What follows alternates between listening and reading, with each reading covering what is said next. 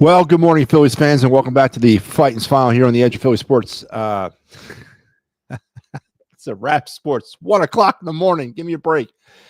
It's a wrap sports with your boy Matty B on the call. And yeah, so 3-hour rain delay, no offense, and then a bullpen that kind of melts down at the end there. All that results in a 4-3 Phillies loss in 11 innings. So you had a 3-hour rain delay on top of extra innings. Some of them old-fashioned type baseball going on in Truist Field. And let's start breaking this bad boy down. First and foremost, thank you for joining me and staying up with me on this late night. I am in for Sal G tonight because of the extra innings and the rain delay. So helping out where I can. Yeah, this is this is a game that I hate to say that this is what we've been kind of accustomed to with this team throughout the years. And, tonight 0 for 10 with runners in scoring position. That ain't going to do it. Just some bad at-bats. No hits after the 6th inning. Yesterday, it was no hits after the 5th inning.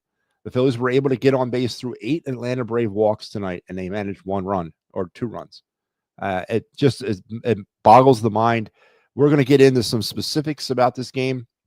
I want to talk about the 10th inning, where they had an opportunity with a runner on third and 1 out, and with speed on the bases, but neglected to try a suicide squeeze or a safety squeeze, whatever you call those now.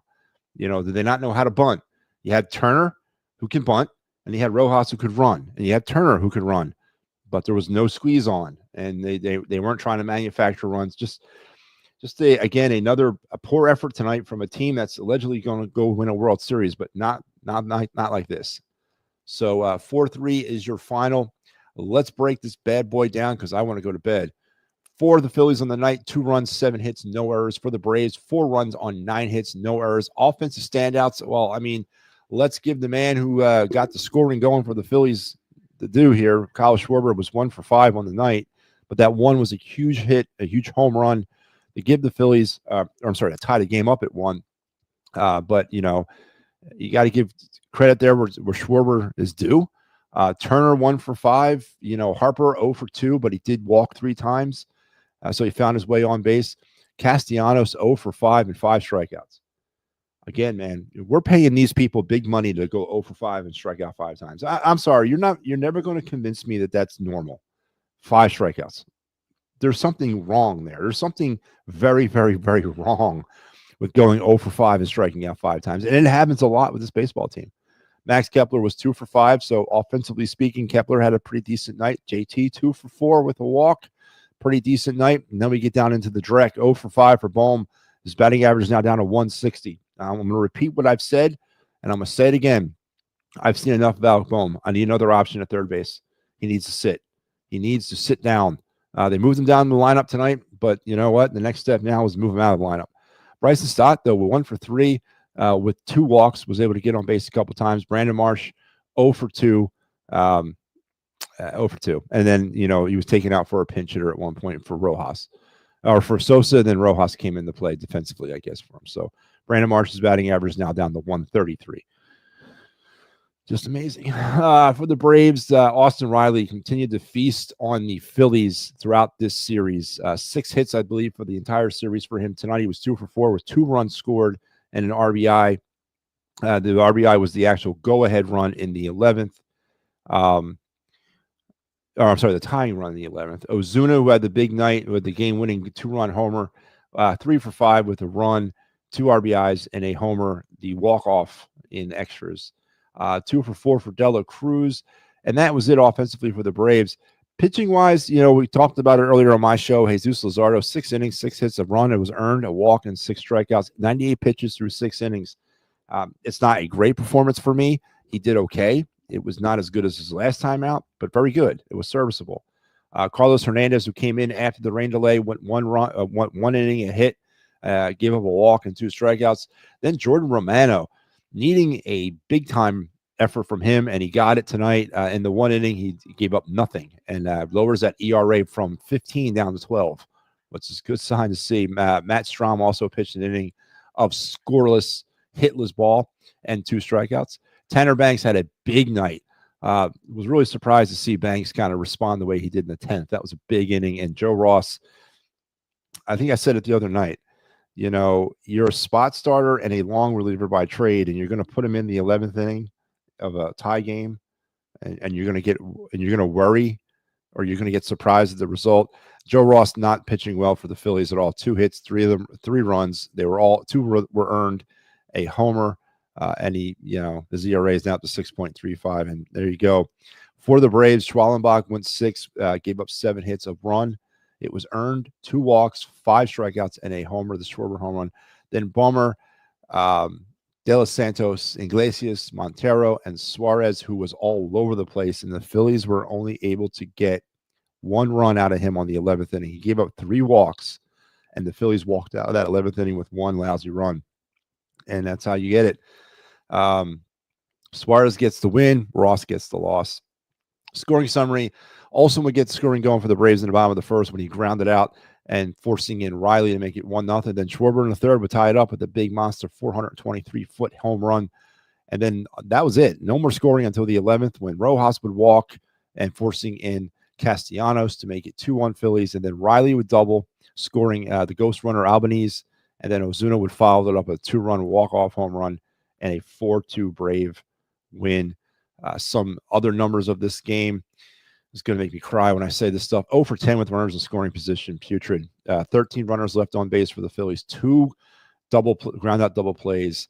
They had 1 stolen base. Left a total of 13 runners left on base. For the Braves, left 7 runners on base, 2 for 11 with runners in scoring position, and stole 1 base off of the BCIB. And all that results in a 4-2 loss, a series loss, first series loss of the Phillies 2025 season, and not a very enlightening series against the Braves. They lost 2 out of 3, and maybe you can make a case they should have been swept.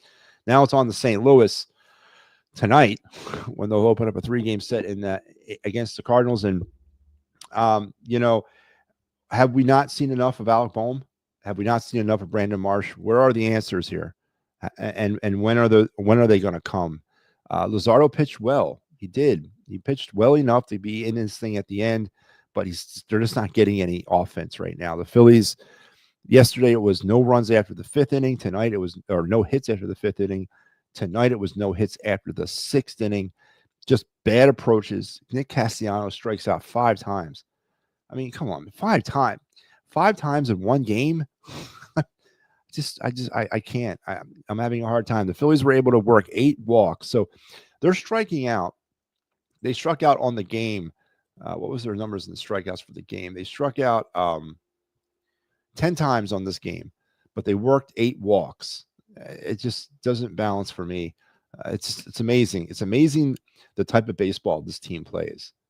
I can't sink my teeth into it. But Phillies lose 4-2 tonight, and now they'll move on to St. Louis and try to salvage out something there. Again, not a very enlightening series, and I want to thank everybody for tuning in, man, at 1 a.m. That's what I'm talking about, man. Some hardcore baseball people out there, and I'm glad to be here, and I'm glad to be able to do this. And let's remind everybody that this show is brought to you by the great folks here at the It's a Wrap Sports Network, that presenters of fine programming like The Final Word with Matty B, The Attacking Third, The Wraparound, and then starting on May 4th, the PNM and the AM show. So there you have it. Before we head over to our bottom line, our round the bases and all that, let's go and visit our Matty B stat pack for the Fightins final. Let's check in on some numbers for this team thus far through 12 games now in 2025, 8-4 now on the season. The Phillies have grounded into 12 double plays in 12 games, averaging 1 double play ball per game. Phillies pitching has now given up 16 home runs on the season, over 1 a game. Phillies have hit 14 of them. The Phillies are now batting 24 for 107 with runners in scoring position, a lousy 224 batting average. They have left 95 runners on base, 8 a game. So they're batting 224 with runners in scoring position, and they're leaving 8 runners a game on base.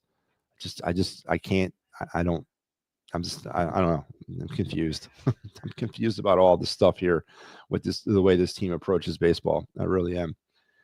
All right, let's head over now. Let's do our Broad Street bottom friggin' line. Boom.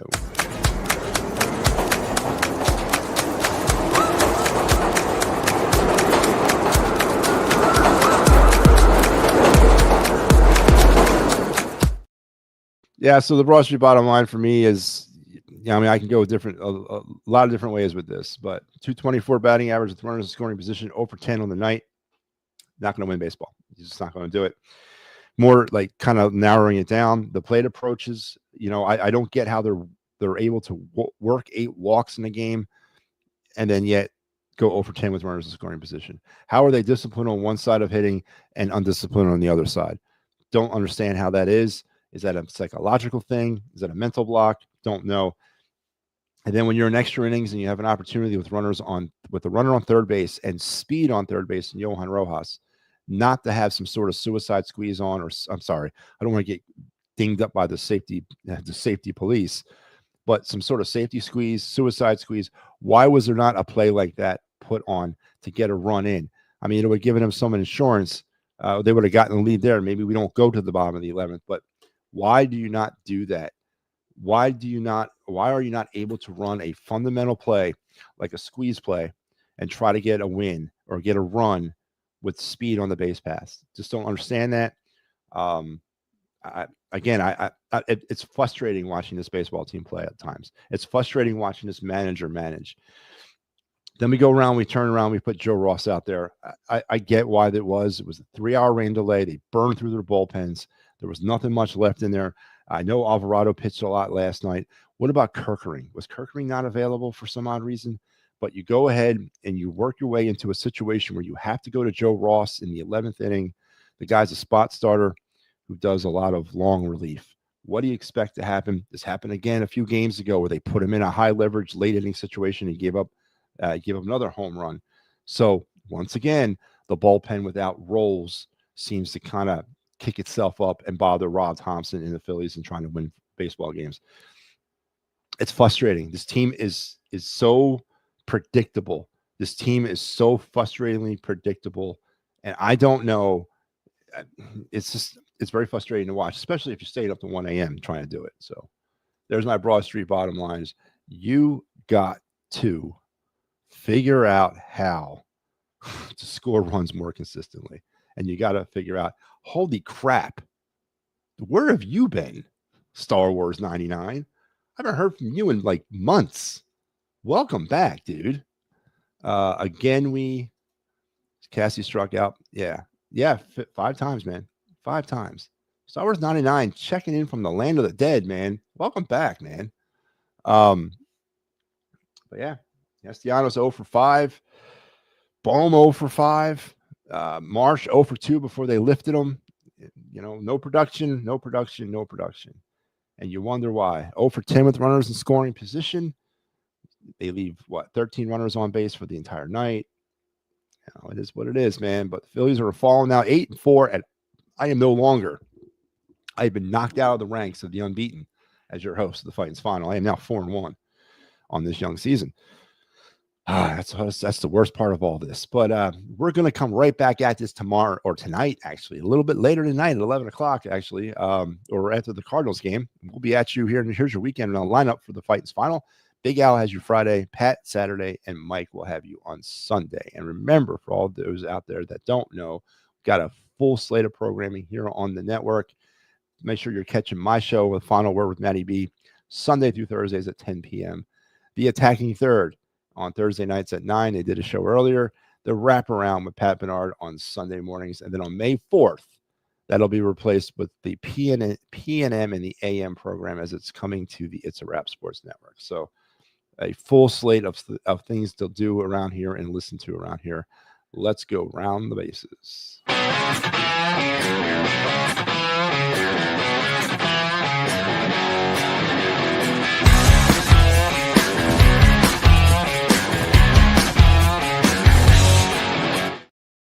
All right, let's go around the bases on this early Friday morning. Phillies, of course, lose 4-2 in the 11th innings. All these games are final for obviously reasons. 11-1, it was the Angels all over the Rays. It was 6-1 Guardians over the White Sox. 3-2 Royals over the Twins. 7-2 Rockies over the Brewers. And the Red Sox beat the Blue Jays in 10 innings, 4-3. And a kind of a light Thursday night here in Major League Baseball. Tomorrow, the Phillies will head to St. Louis. It'll be Aaron Nola versus Andre Palante. They will kick off the series tomorrow night at 8:15 St. Louis, or Eastern Standard Time, 7:15 St. Louis time. So make sure you're aware of that. Here, Phillies lose 4-2, and now we'll head over to St. Louis, and that's what we'll catch you tomorrow night, or I should say later on tonight. Big Al will have you for the post game of the St. Louis Cardinals. I will be back on the final word on Sunday night. I don't have any post game duty this weekend, but we'll see how that always works out. Things always seem to change, but Phillies fall 4-2, and another frustrating loss, and a loss that's become too familiar with this team over the last few years. Not being able to get any kind of hitting going. No hits today in this game after the 6th inning. Yesterday, it was no hits after the 5th inning. The bullpen kind of falters down the stretch when you run out of options because of this no roll situation. But again, I understand a 3-hour rain delay. Things are kind of thrown out the window, but still, you got to prepare for the contingency to not have Joe Ross pitching in the 11th inning, and they didn't. So, and then the not going for a suicide squeeze there in the 10th with an opportunity with speed on the base pass. They didn't do it, and they end up not getting any runs. Terrible plate approaches, but it's terrible. We cannot get in. And we're still having problems hitting starting pitching. That's Star Wars 99, who comes back from nowhere, seen you in months, lets us know. But I'm glad you found your way over here, Star Wars, and you're checking into the Fighting's Final. All right, guys. Again, I want to thank you for staying up late night with me and all the things that we do here at the network. Frustrating loss, especially after enduring a 3-hour. I don't want to talk about it anymore. All right. I will see you guys later. We will be back tomorrow night with the Fighting's Final. Make sure you're checking back all weekend long for some great stuff. Make sure you're checking out all of our social media. Make sure you're liking and sharing on all of our platforms, please, especially the YouTube and the Facebook. We really could use it. And we'll be back. And guys, have a great rest of your night and an even better tomorrow. See ya.